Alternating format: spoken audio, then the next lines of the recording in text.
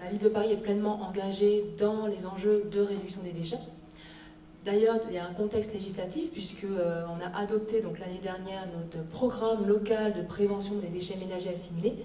Et en fait, ce défi que l'on a pu en effet mener en lien avec l'APC, qu'on remercie au niveau du partenariat, s'inscrit dans les actions du programme local de prévention des déchets. Merci la Ville de Paris. Nous sommes l'Agence parisienne du climat, pour ceux qui ne connaissent pas, l'acteur opérationnel pour accélérer la transition énergétique à Paris. Dans cette transition, les déchets sont extrêmement importants si on veut atteindre notre objectif zéro carbone d'ici 2050. Donc c'est une brique aujourd'hui qu'on a attaquée. Le challenge de l'amélioration des déchets, des zéro déchets, il est atteignable quand on trouve des familles mobilisées, motivées, sympathiques et qui, dans une ambiance conviviale, inventent des choses et aboutissent. Donc l'objectif de moins 10%, vous allez voir, je fais un peu de buzz, il est donc largement dépassé et on est très content que cet objectif montre que voilà, c'est possible à Paris et nous donne aussi des pistes de travail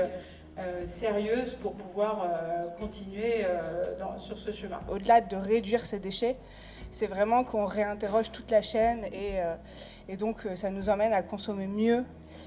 Et même beaucoup mieux, on fait beaucoup plus attention, on achète beaucoup moins de choses industrielles, enfin j'achète plus d'aliments industriels globalement parce que de toute façon tout est emballé. C'était vraiment une super expérience. J'ai même envie de continuer à peser mes déchets. D'ailleurs je vais vous rendre le peson mais je vais en acheter un autre je pense. Et voilà, non merci beaucoup. Et puis voilà, j'espère que je continuerai à réussir à garder le rythme et à continuer à entraîner toute la famille, parce que ça aussi c'est un défi en soi, de pouvoir entraîner tout le monde dans le foyer. Voilà, merci. Merci beaucoup.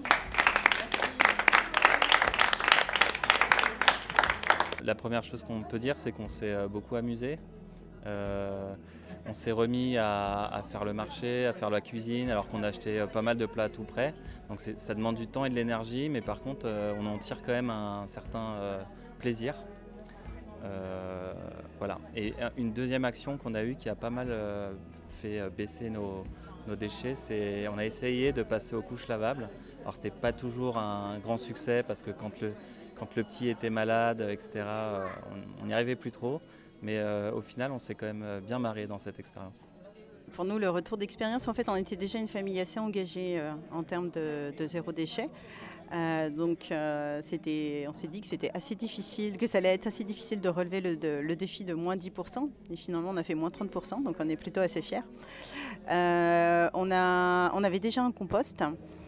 Donc on a essentiellement ciblé en fait, nos actions sur le vrac et puis aussi sur la cuisine zéro déchet. Voilà, donc on a mis en place plein de petites choses comme ça qui font qu'au quotidien, ça réduit nos déchets.